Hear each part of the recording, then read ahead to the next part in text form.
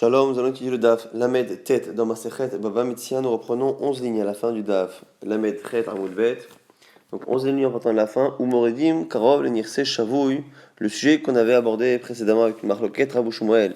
Est-ce que lorsque quelqu'un est Shavouy, quelqu'un est emprisonné ou bloqué à l'étranger, est-ce que l'on place un proche de sa famille, un héritier, sur le terrain pour qu'il s'en occupe et qu'il prenne une partie de la récolte pour que le terrain ne s'abîme pas et qu'on choisit quelqu'un qui est un héritier de telle sorte à ce qu'il n'abîme pas le terrain parce qu'il pense en hériter un jour, alors, on m'aurait dit, c'est Shavouy, Tanaïm. On dit ici que finalement c'est une marloquet Tanaïm. C'était déjà une marloquet Amorim Rabou Shmuel. On dit qu'on peut retrouver déjà cette discussion au niveau des Tanaïm. Pourquoi? Des Tania, c'est une braïta. La braïta va rapporter 3 cas. Alors ces 3 cas, c'est ce qu'on appelle Shavouy, Netushim et Retushim. Alors jusqu'à présent, ce qu'on appelait Shavouy, nous, c'était quelqu'un qui était donc bloqué à l'étranger. Ici, on verra que Shavouy dont on parle, c'est quelqu'un a priori qu'on pense être mort. Donc ce ne sera pas exactement le même cas que Shavouy chez nous. Par contre, on aura ce qu'on appelle Netushim. Netushim, ça correspondra plus ou moins à ce qu'on disait jusqu'à présent dans Shavouy, parce que le Lachon des Tanaïm et celui des Morim n'est pas forcément le même. Et après, on va voir Retushim, donc 3 cas. Et parmi ces 3 cas, on verra à un moment donné le nôtre. Et donc, on pourra voir effectivement que ces discussions entre Rav et Shmuel se retrouvaient déjà à l'époque dans les Tanaïm. Tania. Ayorei, Nirse Shavouy. Un proche qui vient sur les terrains du Shavouy, donc de quelqu'un qui, a priori, donc n'est pas là. En Motsimoto Miado. On ne le sort pas du terrain, Vélor, et non seulement ça. Et la filou, Shama, Shmemash Meshim, Ubain.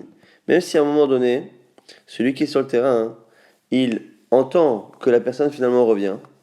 Mais Kadam, au moment où il entend ça, Kadam, il se précipite, Vetalash, il arrache des fruits, Veachal, il les mange, Areze, Zariz, Veniskar. Il a été rapide, on va dire, Veniskar, et il est gagnant, parce que justement, on estime que c'est quelque chose qui lui revient totalement. Veloen Nirse Shvuim, c'est quoi Nirse Shvuim? Aresh Aviv, ou Achiv, ou Echad Minamoreshim, Al Chulel Minatayam, Veshamou Bahen Shemet. On dit tout de suite la Braïta, c'est qui si Shvuim? C'est ceux qui sont partis à l'étranger et dont on a entendu qu'ils sont morts. Alors évidemment à tort, puisque finalement la personne va revenir. Mais entre-temps, puisque l'on a appris qu'ils étaient morts, la personne qui est venue sur le terrain avait totalement donc le droit. Et comme elle avait totalement le droit, ici selon cette variété en tout cas, à ce moment-là, elle peut consommer totalement la récolte, et même lorsqu'elle apprend que la personne va revenir, elle a encore le droit de consommer ce qu'elle a devant elle, jusqu'à ce que la personne revienne. Donc ça ne correspond pas exactement à ce qu'on avait dit nous, Shavouy, parce que c'est pas quelqu'un qui est en prison, c'est quelqu'un qu'on pense être mort. Maintenant, nouveau cas, il y aurait Nirse Netushim, celui qui va sur le terrain, donc quelqu'un qui est Netushim, Motsimoto Miyado, on l'empêche d'y aller. Veloen Nirse Netushim, et voici ce que c'est Nirse Netushim. Aya Aresh, Aya Aviv, Achiv, Echad Minamoreshim, Al Chulem Yatayam, c'est lorsqu'il a un de ses proches qui peut lui faire hériter, qui est parti à l'étranger. Velo Shamon Bain Shemet, sans que l'on entende que la personne soit morte. Et donc, a priori, la personne est bloquée. Et comme elle est partie en pensant revenir et qu'elle est bloquée, elle aimerait bien qu'on s'occupe de son terrain. Malgré cela, on voit qu'on a Tanakama qui dit que non. Et après, regardez, Vermar, Rashbag, et vient Rabban Shimon ben Gamliel et dit Shamarti chez Netushim, Keshuim. Moi, j'ai entendu que Netushim, c'est comme Shuim, c'est comme le cas où on pense qu'ils sont morts. C'est-à-dire qu'on a le droit d'aller sur le terrain. Et donc on a enfin notre marloquet Rabou Shmuel. Est-ce que sur le terrain de quelqu'un qui est parti à l'étranger, qui ne peut pas revenir, parce qu'il est emprisonné ou parce qu'il est bloqué, est-ce que on descend sur le terrain pour s'en occuper ou pas? Rab disait non, Shmuel disait oui. On retrouve cette marloquet entre Tanakama et Rabban Shimon ben Gamliel. Maintenant, on a un dernier cas. Ayorel Nirse Retushim. Donc maintenant, celui qui a des biens de quelqu'un qui est Retushim, Motsimoto Miyado. Celui qui va sur le terrain, on l'en écarte. Veloen Nirse Retushim, et là tout le monde sera d'accord. Et c'est quoi Nirse Retushim? Areshaya Aviv o Achiv o Echad Minamoreshim Kan, Veno Yodea Lechan Alchu. Celui qui est un de ses proches, qui est dans la région, mais on ne sait pas où il est. Donc on sait qu'il est dans la région, donc il peut intervenir. Donc s'il voulait qu'on s'occupe de son terrain, il pourrait le dire.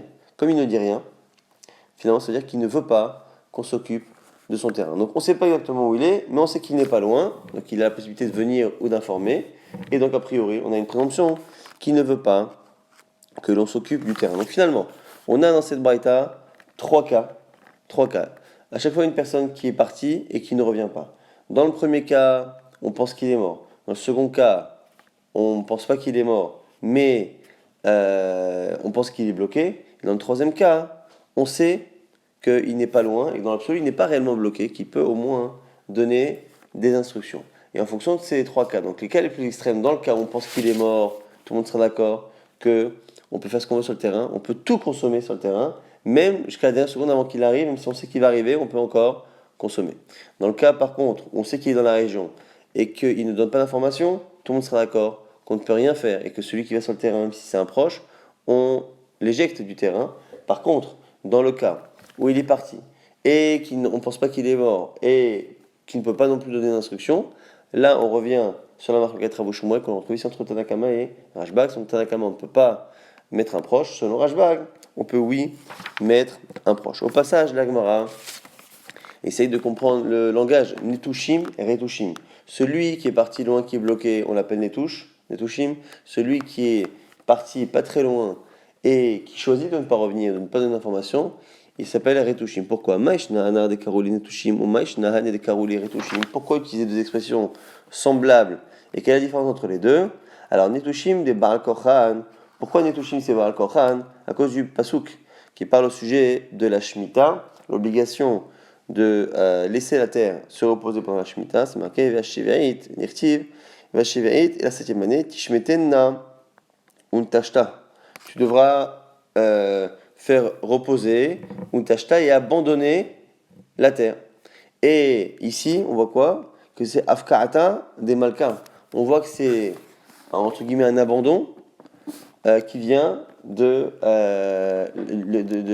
ordre d'Akadosh Baruch Hu. Donc comme c'est quelque chose qui est extérieur, dans la Torah, lorsque la Torah nous dit de ne pas toucher à mon terrain, dans le cas de la Shemitah, c'est un ordre extérieur, c'est pas la personne qui le souhaite, c'est Hachem qui l'en empêche.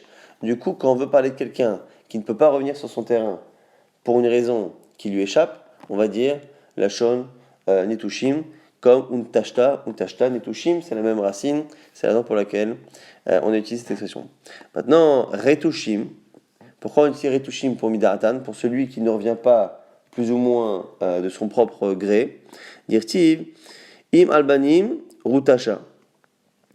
Quand on parle là-bas de la mère, dans Oshar là-bas, la mère avec les enfants seront abandonnés, on parle ici du fait justement que les gens vont abandonner les personnes, ils vont abandonner une femme et ses enfants, et donc c'est des gens qui abandonnent les gens de manière volontaire. Donc un homme qui abandonne une femme et les enfants, il l'abandonne de manière volontaire, et donc Retushim, finalement, c'est quelqu'un qui abandonne une famille ici de manière volontaire, et donc quand on veut parler de quelqu'un qui abandonne son terrain de manière volontaire, on dit retouche. Donc au niveau déjà de la grammaire et du vocabulaire, netouche, c'est quelqu'un qui est obligé de laisser sa terre pour la Shemitah. Retouche, celui qui choisit d'abandonner sa famille ou une famille, et donc c'est pour ça que pour le terrain, on utilise ces expressions-là. En tout cas, on a bien trouvé la marque loquette Rabbi Shmuel dans cette braïta.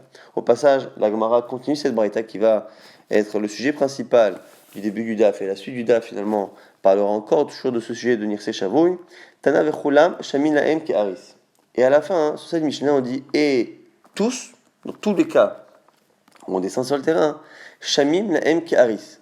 On jauge, on estime comme un haris, c'est-à-dire qu'on rémunère la personne comme un haris. Haris, c'est le vassal, celui qui travaille sur un terrain, quand à l'époque les gens n'avaient pas la possibilité de s'occuper de leur terrain et que certaines personnes n'avaient pas assez d'argent pour devenir propriétaire terrien, on faisait un contrat.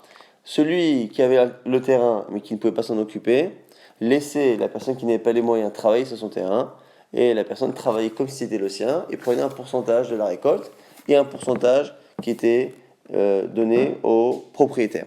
Ça c'est Haris. On nous dit ici que celui qui descend pour s'occuper du terrain d'un de ses proches qui est à l'étranger, il est rémunéré comme un haris, comme un contrat de haris. Alors l'agma maintenant se dit sur quel cas ça parle. On va parler de trois cas. On a parlé d'un cas, à chaque fois c'est la personne qui est proche qui est partie. Soit une fois il est parti, on pense qu'il est mort. Soit une fois il est parti et on pense pas qu'il est mort. Soit une fois on sait qu'il est dans le coin, on sait pas pourquoi il ne revient pas. Mais a priori il ne veut pas revenir. L'agma nous dit, aïe, sur quel cas on a dit que on le rémunérait comme un haris. Quand on regarde bien, on a dit qu'on avait 3 cas. Le premier, troisième, ça peut pas être ça. Pourquoi? Parce que le premier, on a dit, on lui donne tout. Il prend tous les fruits, et même jusqu'à la dernière seconde, quand il sait que l'autre va revenir, il peut encore consommer. Donc là, il n'est pas rémunéré comme un haris, il prend tout. Le dernier cas, on a dit, tout le monde est d'accord que Motsi Inoto, on l'éjecte. On l'éjecte. Et le cas intermédiaire, rappelez-vous, qui était la marloquette Tanakama et Rashbag, c'était quoi la marloquette? Un, il dit, Rav, on ne le laisse pas rentrer sur le terrain, donc il ne touche rien, comme le troisième cas. Et Rashbag, il disait, le deuxième cas, il est comme le premier. Donc finalement, on a un premier cas, un troisième cas qui ne correspond pas à Haris. Premier cas, tout le monde est d'accord qu'il prend 100%. Le troisième cas, tout le monde est d'accord qu'il prend 0. Et le cas intermédiaire, on a une marloquette. Est-ce qu'il est comme le cas numéro 1 ou cas numéro 3? Donc au sens premier, ça veut dire est-ce qu'il prend 100% comme Rashbag ou est-ce qu'il prend 0% comme Tanakama? Donc la Gemara va trouver qu'il est impossible ici de trouver un cas où on dit qu'il y a Haris. Donc comment on peut conclure la Braïta en disant que dans tous les cas, il est amené comme un Haris? Aïe, sur quel cas? Il est machouïm. Si tu parles du premier cas où il est chavouille, qu'on pense qu'il est mort, Ashtazaris Veniskar, on a dit qu'il était Zaris Veniskar, que même quand le type est en train de revenir, il peut encore consommer les fruits. Maïdesh Bar Mubaria, qu'est-ce que tu es en train de me dire qu'il va être rémunéré comme un haris entre temps? C'est faux, il prend tout. Et la Ritouchim, tu peux peut-être parler du dernier cas. Le dernier cas, on a dit que tout le monde est d'accord que s'il rentre sur le terrain, on l'éjecte. Donc il ne peut pas rester et prendre comme un haris, c'est faux. Et la Motimotami, à Dobikatane, c'est marqué selon tout le monde qu'on l'éjecte du terrain. Et là, Nitushim, peut-être sur le cas intermédiaire, mais comme on a dit il y a quelques instants, le cas intermédiaire, on se partage entre Rashbag et Tanakama pour savoir si c'est comme le premier, comme le troisième. Les man, comme qui? Il est malé Rabbanan, si c'est comme Chachamim. Hamre Motsimoto Miyado, on a dit que Chachamim l'éjecte du terrain. Au Rabban Shimon Megamel, si c'est Rabban Shimon Megamel, Hamar, Shamati, Shenekutushim Keshwim. Pourtant, Rashbag lui l'a dit que le cas numéro 2, pour lui, il a entendu que c'était comme le cas numéro 1, c'est-à-dire qu'il prend tout. Donc il est Zaris Veniska, même si la personne est en train de revenir, il peut encore consommer. La Gemara nous dit finalement, non, c'est pour Rashbag qu'on a dit ça, et le cas intermédiaire, mais quand il a dit que le cas numéro 2 était comme le cas numéro 1, il est comme lui en partie, mais pas au niveau de la quantité de rémunération. C'est-à-dire, Keshwim lo shwim, Keshwim de in yado. Il est comme le premier cas, qu'on ne l'éjecte pas de la terre, mais au niveau de la quantité de rémunération, c'est pas pareil. Velo shvuim de ilo atam zaris veniska, velo acha sheminan lekaris. Mais une différence entre le premier cas et le deuxième cas, c'est que dans le premier cas, on pense qu'il est mort, il peut tout prendre, et même jusqu'à ce que la personne revienne. Et dans le deuxième cas, le point commun, c'est qu'on le laisse aller sur le terrain, mais par contre, au niveau de la rémunération, il sera comme un haris, et non pas zaris veniska. Dans la Gemara, pose la question sur la braïta de manière générale. Pourquoi finalement c'est différent d'une braïta qu'on va citer à l'instant, du Mishnah qu'on va citer. Ou Maishna Mehadetnan. Pourquoi finalement ce qu'on vient de dire à l'instant est différent de cette Mishnah? Amotzi Otsaot Anirse Milog Ishto. Celui qui est marié, sa femme amène des biens qu'elle va récupérer plus tard en cas de divorce ou de veuvage, et entre-temps, ces biens-là sont utilisés par le mari et lui bénéficie de l'usufruit des biens. Pendant le mariage, il est motzi otsaot, donc il effectue des dépenses pour les biens de sa femme. Otsi arbe vachakima. Et ce qu'on nous dit, c'est que quoi qu'il arrive, qu'il ait dépensé beaucoup et récupéré peu de perrotte, d'usufruit, ou l'inverse, Kim'a il a dépensé peu, ve'achal arbe, mais il a beaucoup profité, ma sheotsi otsi, ou ma she'achal achal. On nous dit ici que finalement, ce qu'il a pris, il a pris ce qu'il a dépensé, il l'a dépensé. Et on voit de cette Mishnah que finalement il n'est pas payé comme un haris. Ce qu'il a dépensé, il l'a dépensé. Ce qu'il a récupéré, il l'a récupéré. Ni plus, ni moins. Et on voit qu'on ne jauge pas comme un haris. Et la Gemara, pour l'instant, pense que l'homme qui s'occupe du terrain de sa femme quand il est marié avec elle ressemble au cas où on est un proche et que le proche s'occupe des biens de la personne de sa famille qui est à l'étranger. La Gemara dit non, mais ça ne ressemble pas. Halo Damia. Et la Léha. Si tu veux faire ressembler le cas de chavouille au cas d'un mariage, ça ressemble à notre cas. Dites-nous, c'est une Mishnah aussi, d'Amar Rabbi Yaakov. C'est Rabbi Yaakov qui dit dans la prise d'âme. Amotiot Saot Anirse Ishto Ktana. Celui qui dépense de l'argent pour les biens de sa femme, mais sa femme qui est mineure. Et dans un cas où elle n'a pas été mariée par le père. Quand une petite fille mineure est mariée par son père, le mariage est valide au niveau de la Torah. Lorsque par contre la jeune fille est mariée par sa mère ou par ses frères, elle est orpheline du père, à l'époque on mariait les jeunes filles toujours avant l'âge adulte, et donc lorsque le père décédait, Chachamim ont donné le droit à la mère et aux frères de le faire parce qu'à l'époque c'était compliqué de laisser une jeune fille grandir sans la marier, et donc les mères et les frères souvent marient ces filles-là. Simplement, comme la Torah n'a pas donné le droit à ces personnes-là de la marier, c'est un mariage qui n'a pas de validité au niveau de la Torah, et donc lorsque la fille grandit, elle a le droit de refuser ce mariage et de l'annuler rétroactivement, puisque finalement, il ne peut marcher ce mariage qu'à condition qu'à la fin elle accepte. Si elle n'accepte pas à la fin, ça nous éclaire sur le fait que dès le départ, elle n'aurait pas voulu, et donc ce qu'on a fait en son nom, lorsqu'elle avait 8, 10, 11 ans, finalement, n'a aucune valeur. Alors on nous dit ici que celui qui est marié avec une fille comme cela, celui qui dépense, là ça ressemble à quelqu'un qui dépense pour quelqu'un d'autre, pour un étranger. Pourquoi? Parce qu'il n'a pas confiance. Il n'est pas certain qu'elle va vouloir, parce qu'il a peur que cette jeune fille-là, lorsqu'elle grandisse, annule le mariage. Donc du coup, Chachamim ont fait une takana, qui écrit ils ont fait une takana que le mari récupère et est rémunéré pour pas justement qu'il ne s'occupe pas bien des terrains et qu'il s'abîme. Achanami chez nous aussi, takinu les rabanan, qui écrit des lolasidou. Pareil chez nous, dans le cas du proche de la personne qui est emprisonnée à l'étranger, on a peur que la personne, si on la laisse dépenser, faire des dépenses et on ne laisse récupérer que ce qu'elle peut récupérer, qu'on ne la paye pas comme un haris. Si on ne la paye pas comme le haris, enfin, on a peur que la personne ne s'occupe pas du terrain. Donc ce qu'on apprend ici finalement, c'est qu'on a une takana dans deux cas. Il y a deux cas où les chachamim ont eu peur que la personne qui s'occupe du terrain ne s'en occupe pas comme il faut. Si on demande à quelqu'un de s'occuper du terrain d'un emprisonné et que la personne n'est pas payée comme un haris, on a peur que la personne ne s'occupe pas du terrain, que le terrain s'abîme. Lorsque quelqu'un épouse une jeune fille qui peut, à l'âge adulte, annuler le mariage, par exemple lorsqu'elle a été mariée par sa mère et par son frère lorsqu'elle est orpheline de son père, dans ces cas-là aussi on a eu peur que le mari ne veuille pas s'occuper du terrain parce qu'il se dit ça se trouve, ce terrain-là va disparaître de ma vie dans 1 ou 2 ans lorsque la fille peut-être ne voudra plus rester mariée avec moi, et donc du coup on a fait une takana de le payer également comme un haris. Mais dans le cas d'un mariage normal, c'est différent. C'est la raison pour laquelle dans un cas de mariage normal, on ne retrouve pas cette rémunération du haris, comme on l'a vu ici, selon Rashbag. On reprend sur la braïta, vechulan shamin haris. On a dit, et tous les cas, dans tous les cas, on est shamin qui haris, on le paie comme un haris. On a vu qu'on avait 3 cas dans la braïta.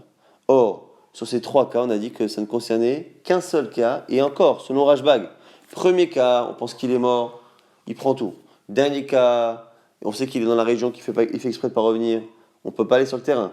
Le cas intermédiaire, on a une marloquette entre Rashbag et Chachamim. Là-dessus, on a dit Vechulan, dans tous les cas, il est payé comme un haris. Mais ce n'est pas tous les cas, c'est que le cas de Rashbag. Donc la Gemara dit Vechulan avec Toimai. Alors pourquoi on a dit Kulan? Kulan, c'est pour rajouter quel cas? C'est le cas de Rashbag ici, et un autre cas. La Gemara nous dit Les Aïtouye Hade Amar Nachman, Amar Shmuel, c'est pour nous rapporter ce que va dire Ranachman par la suite. Pourquoi? Parce qu'on a un premier avis, c'est Ranachman qui cite Shmuel. Avant de citer son propre avis, il cite d'abord Shmuel. Shavui Shenishba, quelqu'un qui est emprisonné, Moridim Karol Inchasav, on met quelqu'un à sa place. Maintenant, il y a Tzala Da'at, s'il sort de manière volontaire, En Moridim Karov Inchasav, on ne met pas un proche à sa place. Maintenant, Rav Nachman lui-même n'est pas d'accord. Il dit Rav Nachman, l'idée lui-même, il dit Amar Boreach Areu Keshavouy. Celui qui s'enfuit, il est comme un chavouille. On verra pourquoi il s'enfuit. Mais en tout cas, ce qu'on a ici, on a un deuxième cas sur le Rav Nachman, selon Shmuel non. Sur le Rav Nachman, oui. Et donc du coup, c'est ça Verchulam. Pourquoi tous les cas? C'est parce qu'on a le cas de celui qui est bloqué, qui est emprisonné, et on a le cas de celui qui est parti de manière volontaire. Il est parti de manière volontaire. Et même s'il est parti de manière volontaire, mais qu'il ne peut pas revenir, on estime qu'il est comme chavouille. Et donc à ce moment-là, Moridi, on va sur son terrain et on paye le proche qui est sur le terrain comme un haris. Maintenant, de quel boréach on parle? On m'a dit boréach mechamat mai. Quelqu'un qui fuit de quoi? Il fuit quoi? Il est ma mechamat karga. Si tu dis qu'il fuit pour des problèmes d'argent, il fuit des dettes. À ce moment-là, il ne la darat. Là, il est vraiment volontaire, c'est lui qui décide de partir. Il n'a pas de raison ici de s'occuper de son terrain. Et là, Boreach Mechamat Mardin, C'est un cas où il fuit à cause d'un meurtre, c'est-à-dire qu'il a causé la mort de quelqu'un, de manière volontaire ou involontaire. Et à l'époque, les non-juifs qui étaient dans cette région étaient très stricts, comme on l'a vu il y a quelques semaines, par rapport à ça. Et je crois que c'était Rav Kahana à l'époque. Et donc, comme ils étaient très stricts, là, il est obligé de fuir. Et à ce moment-là, pour éviter les châtiments des goïms, et donc à ce moment-là, il fuit, mais selon Rav Nachman, pas Shmuel, mais selon Rav Nachman, ça s'appelle qu'il est comme Shavouï. Et donc c'est pour ça qu'on a dit Vichoulin, qu'il y a deux cas, le cas de Shavouï et le cas de Boreach Mechamat Mardin.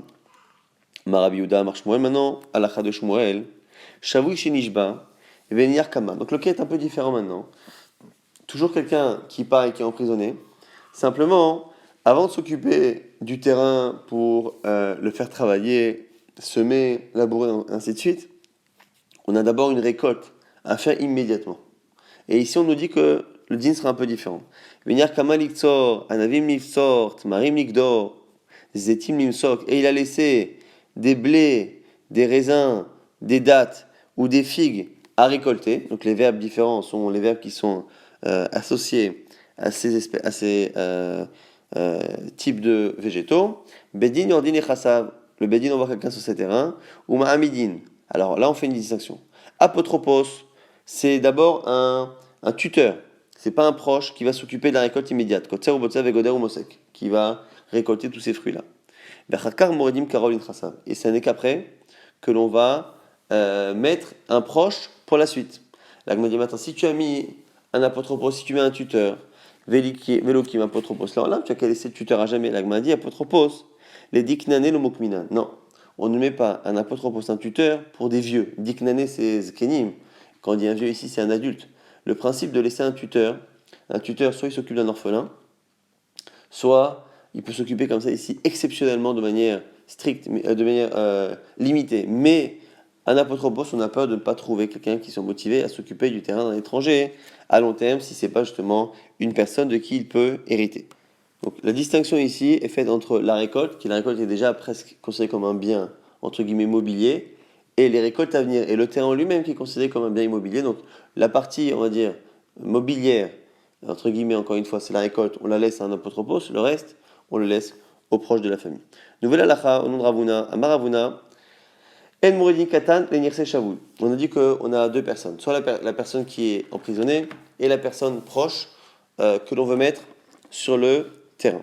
Maintenant, dans ce cas-là, il y a une possibilité que l'une des deux personnes soit un mineur. Ce que nous apprend ici Ravuna, c'est qu'aucun des deux ne peut être mineur. C'est-à-dire, En Mouridin Katan, Lenirse Shavul. Si la personne qui est emprisonnée est adulte, mais que la personne qui est proche, l'héritière, est un enfant, est un mineur, on ne met pas l'enfant pour s'occuper du terrain d'un proche. Vélo karov et l'inverse non plus. Vélo karov, c'est kadan. Si le terrain appartient, on va dire par héritage par exemple, à un mineur et que ce mineur est bloqué et qui ne peut pas s'occuper du terrain, on ne mettra pas non plus un de ses héritiers, un héritier de ce katan, sur le terrain. Vélo karov et chamad karov, c'est katan. Non seulement on ne mettra pas un proche du mineur, on ne mettra même pas un proche du mineur. Donc le mineur a quelqu'un qui peut hériter de lui. Imaginons, je sais pas moi, qu'il est voilà, il a quelqu'un de sa famille qui hérite de lui, et cette personne de sa famille a une autre personne qui elle-même hérite de ce proche, mais qui n'hérite pas directement du katan. On ne le nomme pas non plus. L'agma va expliquer tout cela. En mouridin katan lirse shavouy. Pourquoi on ne met pas un katan, un mineur, sur les biens de quelqu'un qui est emprisonné? Dit même Léo, parce qu'un katan, on a peur qu'il s'occupe mal du terrain. Et nous, ce qu'on veut, effectivement, c'est que le terrain ne perde pas de salaire. Vélo karom echamad karov, c'est katan. Pourquoi on ne met pas un proche d'un proche pour un katan, et donc, a fortiori, donc, un proche pour un katan? Beache me'ima, ici, on parle des frères maternels par la mère. Et donc, vélo karom c'est katan. Keivan delomache. Pourquoi? Parce que comme l'enfant ne sait pas faire de mecha'a, ne sait pas protester et ne sait pas exactement ce qui appartenait à son père, ainsi de suite, et il ne sait pas protester, on a peur que la personne commence à habiter sur le terrain pendant que le petit est mineur, et qu'à la fin, quand l'enfant grandit, la personne y reste, et que la personne finalement ne puisse pas l'enfant, quand il est adulte, ne puisse pas récupérer son terrain, ne sache pas le faire.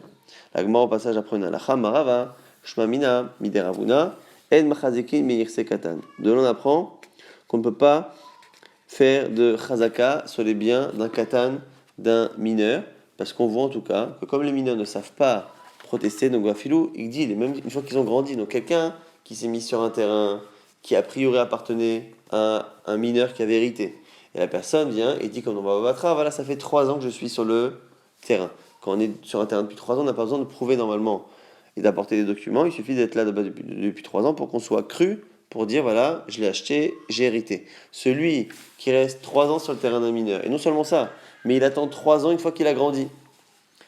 À ce moment-là, il pourrait dire voilà, autant quand il est petit, il ne peut pas protester, mais quand il a grandi, il pouvait le faire. Je suis resté 3 ans depuis qu'il est adulte. Kamash Molan que non, pourquoi? Parce que comme la personne est rentrée sur le terrain lorsqu'il était mineur, le mineur a accepté l'idée que c'était à lui et il ne peut pas protester même lorsqu'il est adulte. La Gemara maintenant veut nous faire un chilouk sur le premier cas.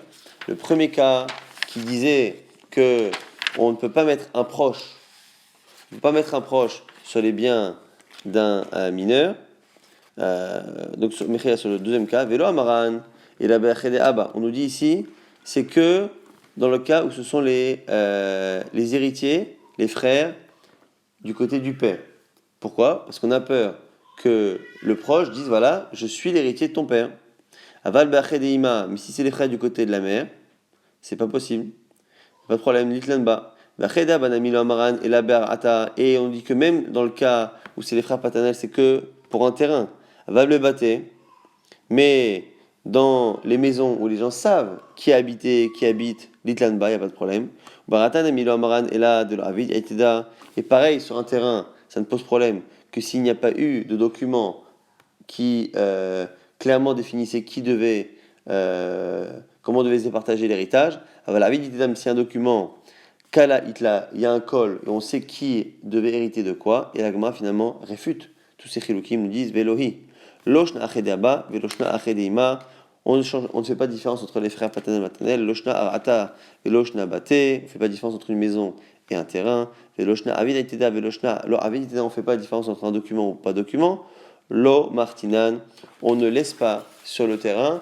Donc un proche. Donc finalement, on a 3 cas dans cette histoire. On a le cas d'un katan que l'on veut mettre sur le terrain. On ne peut pas mettre un mineur sur le terrain de quelqu'un d'emprisonné parce qu'on a peur qu'il s'occupe mal du terrain.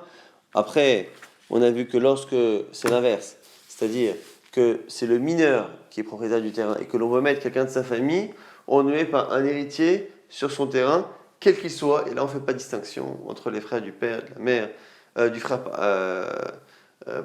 du côté de la mère ou ainsi de suite, ou les types de terrain, ou les types de manière d'héritage, on ne fait pas de distinction. Par contre, lorsqu'on dit qu'on ne met pas le proche d'un proche sur le terrain, là on parle que du côté de la mère. Ça, c'est finalement la fin de cette halakha. Au passage, la Gemara justement va nous rapporter un marassé, une histoire où on a eu un problème, c'est qu'on s'est retrouvé dans une situation où on ne pouvait pas éviter la transgression d'une halakha de Ravuna. Ravuna a dit qu'on ne peut pas mettre un mineur sur un terrain, et d'un côté, on ne peut pas mettre quelqu'un, un grand, un majeur, sur le terrain d'un mineur. Et là, on s'est retrouvé dans une situation où on ne savait pas quoi faire. Aïsafta, c'est l'histoire d'une grand-mère. Daviala, Tlata Benata, elle avait 3 filles et un petit-fils, on verra. Alors, sur les 3 filles, Ishtabahi Vechada Barta. Elle s'est retrouvée prisonnière avec une fille. Et Idar Tarte Benata, et sur les 2 autres filles, Shriva Chada Minayu, et il y en a une qui est morte et qui a laissé une petite fille, et l'autre, a priori, qui est en vie. Donc on se retrouve donc avec 3 filles de la grand-mère. La grand-mère qui a 3 filles, une qui est emprisonnée avec elle, donc qui a le même statut qu'elle, une qui est morte et qui laisse un héritier, et une qui est vivante. Amar Abaye Echina Avid. Abaye dit comment on va faire avec ça? Luk minhul nirse biladachata. Si on voulait laisser les biens de la grand-mère qui est emprisonnée, donc normalement comme elle est emprisonnée, on devrait mettre un proche sur le terrain. Qui est le proche qu'on peut mettre? Il y a une fille qui est emprisonnée avec elle, c'est pas possible. Il y a une fille qui est morte, c'est pas possible. On a qu'à mettre la 3e fille qui est vivante. Alors si on met celle-ci, C'est un problème, pourquoi? Parce que comme la grand-mère n'est pas là, Dilma, Shriva Savta, peut-être qu'elle est morte. Et si elle est morte, peut-être que finalement elle a donné l'héritage donc à ses filles, et une de ses filles, la fille qui est morte par exemple, fait hériter à son fils. Et donc, du coup, ce fils-là qui est mineur, il fait partie des propriétaires du terrain. Dilma Shriva Savta, peut-être qu'elle est morte. Et à ce moment-là, on se retrouverait à mettre une des tantes, donc une des filles, sur le terrain qui finalement n'appartient pas à la grand-mère, mais appartient, en tout cas en partie il appartient au mineur, et on ne peut pas mettre un adulte sur les biens d'un mineur. Donc on transgressait une des halakhot de Ravuna. Donc nous les nirse bida deinuka. Ah, on n'a qu'à laisser tout le terrain dans la main du mineur, on le sait très bien que non, Dilma, le shriva savta. C'est un problème parce que si à la limite la grand-mère est morte et qu'il est propriétaire, on veut bien. Mais si la grand-mère n'est pas morte, on a un problème. Dit Maloshri va savta.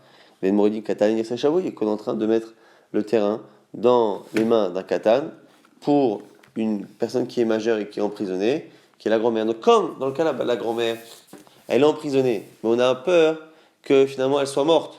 Et que si elle est morte, finalement, ce soit les biens, entre autres, de l'autre qui est chouïa avec elle, qui est emprisonné avec elle, et qu'à ce moment-là, on a un problème, soit de mettre un mineur, soit de mettre un majeur, parce que voilà, si elle est morte, ça appartient en partie au katan, et on mettra à ce moment-là une tante, donc un adulte sur les biens d'un mineur. Si par contre, elle n'est pas morte, et qu'on laisse le katan, c'est le katan qui serait sur les biens d'un quelqu'un qui est emprisonné, et donc c'est un problème. Donc Amar Abaye, il car, Palga Yahavina, la lachata. C'est pour ça qu'on va partager. La moitié, on laisse à la fille qui est vivante. Veidar Palga, et l'autre moitié, donc Minane Apotropos Linuka. On les met dans les mains d'un tuteur du mineur. C'est le tuteur qui va remplacer le mineur de telle sorte à ce que ce ne soit pas physiquement un adulte. La Gma dira Vamar. Migo de Mukminan Apotropos le Palga. Puisque tu nommes un apotropos, un tuteur, parce qu'ici encore une fois c'est un mineur, Mukminan l'apotropos, l'Eidar Palga. Selon Rava, c'est pas la peine de le partager, on n'a qu'à tout laisser dans les mains d'un apotropos, d'un tuteur, qui s'occupera du terrain, et à ce moment-là, on a réglé le problème. Maintenant, autre cas. Les Sov, ou des Shriva, Savta, à la fin de cette histoire, on a entendu par des témoins que la grand-mère était morte. Si la grand-mère était morte, c'est-à-dire que les filles héritent, et parmi les filles qui héritent, il y a celle qui est vivante devant nous, et celle qui est morte donne l'héritage à son fils. Donc on a finalement un terrain qui appartient entre autres à une des filles qui est présente, qui est entre autres qui appartient également aussi à celle qui est emprisonnée, qui était emprisonnée avec la grand-mère mais qui est encore vivante, et qui appartient donc à ce jeune homme qui est le petit-fils. Alors, qu'est-ce que l'on fait nous dit Abaye? On va partager. Tilta yavina lelachata, on donne un tiers à celle qui est vivante, la tante qui est vivante, la fille vivante, mais tilta yavina leinuka, on donne un tiers au jeune homme, et idar tilta, et le dernier tiers on le partage. Yavinan dinaka lachata, on laisse encore la moitié, ce qui revient donc un sixième au total, à la tante, veidar dinaka, et l'autre sixième, mukminale, apotropa, leinuka, on le laisse à un tuteur du mineur. Donc en fait, ce qui est intéressant ici, c'est comme on sait que la grand-mère est morte, on sait qu'une partie du terrain appartient maintenant en héritage au mineur, donc on peut laisser une partie du terrain au mineur en tant que propriété, et la partie qui continue d'être le bien d'un emprisonné, parce qu'il y a la fameuse tante qui est encore emprisonnée, du coup, on le partage entre une des filles, la fille vivante, et le tuteur.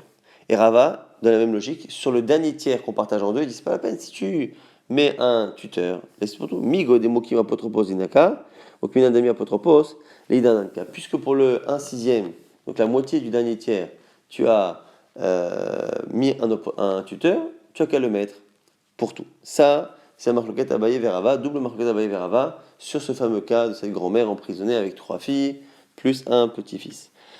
Marie-Bar Assi, qu'on a sur maintenant de Marie-Bar Isaac, qu'on a cité il n'y a pas très longtemps avec l'histoire de Naharis. Là, ici, Marie-Bar Isaac, Atale Acha Mibe Chosae.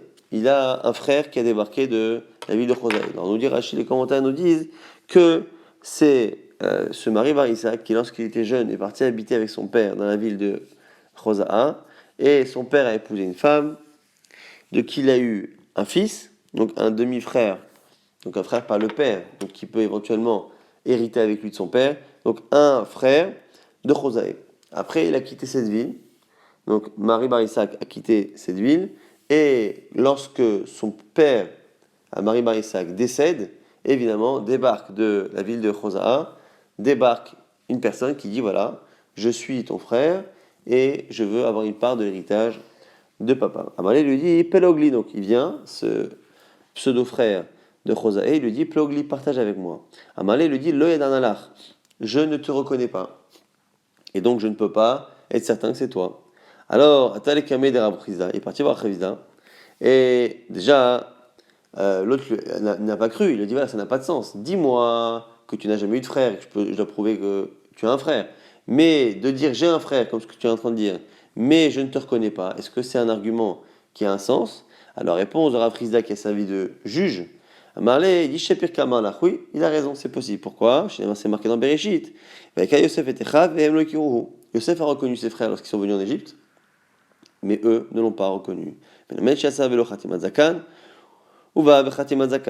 Parce qu'on sait, au-delà on apprend qu'il est sorti un berbe, jeune et un berbe, et qu'il est revenu avec une grande barbe, et du coup qu'ils n'ont pas reconnu. Donc ne pas reconnaître un frère qu'on a connu enfant est tout à fait possible, c'est pour ça qu'un Frisda dit que l'argument de Marie Barissac tient la route. Amarlé à ce moment-là, Frisda dit Zila était ça, des tu n'as qu'à aller chercher des témoins, à Chouzaé ou ici, que tu es bien le frère de Marie Barissac. Amarlé dit utilise ça, j'ai des témoins. Mais simplement, ils ont peur de Marie Barissac. Marie Barissac était quelqu'un de puissant, d'influent, et les gens, alors on verra comme par la suite que c'était même parfois des gens influents et puissants qui exerçaient de manière volontaire ou de manière involontaire, qui exerçaient une crainte sur les gens, de telle sorte que les gens n'osaient pas témoigner contre eux. Des Gabra et les Maou, parce que c'est quelqu'un de puissant. Amalé. Les idées zil ant a été sadé de la vachochou. Alors il se retourne maintenant vers Marie Barissa qui lui dit voilà, c'est à toi d'apporter des témoins que cette personne-là n'est pas ton frère et donc que tu n'as pas besoin de partager. Alors Amalé dit Dinachim, il dit moi c'est ça la lacha. Marie Barissa s'étonne devant la prise, elle dit mais c'est ça la lacha. Pourtant aussi il y a un principe que c'est celui qui veut sortir l'argent de l'autre qui doit apporter la preuve. Moi j'ai mon héritage, lui veut me sortir la moitié de l'héritage. Pour lui, à lui de prouver qu'il est mon frère et qu'il a le droit de me prendre la moitié. Amalé, il dit, tu as raison, mais c'est comme ça que je juge et que je jugerai toi et tous les gens puissants comme toi, parce que justement, vous empêchez les gens de témoigner. Alors, il lui dit à ce moment-là, Marie Barissac. Alors, il faut comprendre que selon Tosfot, par exemple, ici, on ne parle pas qu'il va chercher des témoins que c'est pas son frère, parce que c'est compliqué. Des témoins que c'est son frère, c'est une chose. Des témoins que c'est pas son frère, c'est un peu compliqué. Et ce qu'on nous dit ici, c'est qu'en fait, il lui demande d'aller chercher ces témoins-là en question et de les faire venir au Beddin pour qu'il n'ait plus peur. Alors il lui dit à Marley, sauf, à Tissade Velo Misade. Mais attendez, ça n'a pas de sens votre histoire. Vous dites que je suis tellement puissant que les gens ont peur de moi. Même si j'amène des témoins ou que je les amène, selon votre logique, ils ne devraient pas témoigner. Parce que ça se trouve, je vais les amener. Ils vont dire, encore une fois, que, comme moi, que c'est pas mon frère. Et vous direz, oui, mais ils ont peur. Alors à quoi ça sert que j'amène des témoins si vous partez du principe qu'ils ont peur de moi? Réponse de la prise d'âme, allez, tartel ou non. Les gens qui ont peur comme ça, ils font deux erreurs. Ils font pas deux erreurs. C'est-à-dire que, à la limite, ils ont peur de venir témoigner d'eux-mêmes spontanément. Mais une fois qu'on les appelle au Beddin, ils ne vont pas mentir. Et donc, du coup, amène-les. Et justement, répare le fait que tu leur fasses peur. Amène-les de telle sorte à ce qu'ils puissent témoigner. Donc, on va tenter de résumer ce DAF qui était très intéressant et assez riche.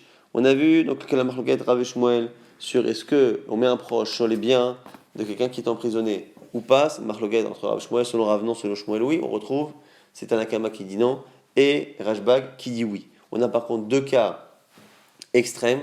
Le cas où lorsque la personne est partie, on a nous un témoignage plus ou moins que la personne est morte. À ce moment-là, c'est pas qu'on laisse comme un haris entre Rashbag et Tanakama ou Rav et Shmuel, c'est soit on le met sur le terrain et il est payé comme un haris, soit on ne le met pas sur le terrain. Là, par contre, les cas extrêmes, si on pense qu'il est mort, on laisse prendre tous les fruits jusqu'à la dernière instant où la personne arrive, même si on sait qu'elle va arriver.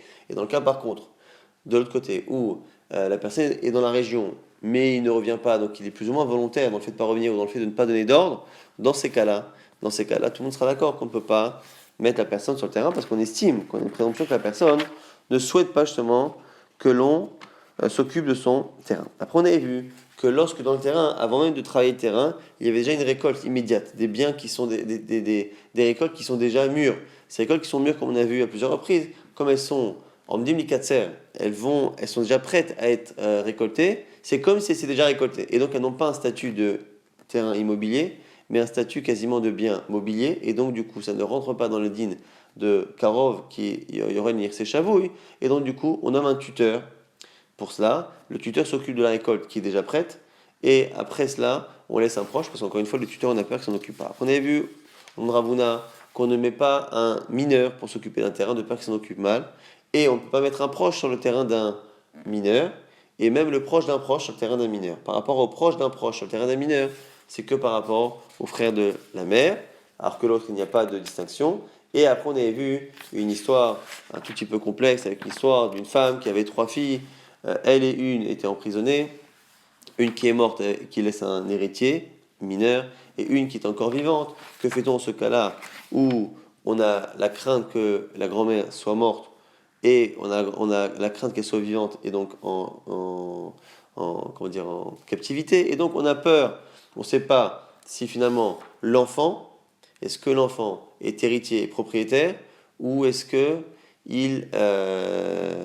ou est-ce que finalement il n'est pas propriétaire, et donc c'est encore la grand-mère qui l'est, et donc comme on ne sait pas, on peut mettre ni la tante restante, ni l'enfant mineur, de ne pas transgresser une des deux halachot de Ravuna, de ne pas mettre un katan ou de ne pas mettre un adulte sur le terrain d'un katan. Donc finalement, qu'est-ce qu'on a dit? On a dit on partage le terrain entre la tante qui reste et un tuteur qui remplace le mineur. Dans le cas où on entend que la grand-mère est morte, où là, et il reste une des tantes qui est propriétaire, qui est héritière et qui est encore emprisonnée, à ce moment-là, on partage en 3 grandes catégories. Un premier tiers qu'on donne à la tante, un autre tiers que l'on donne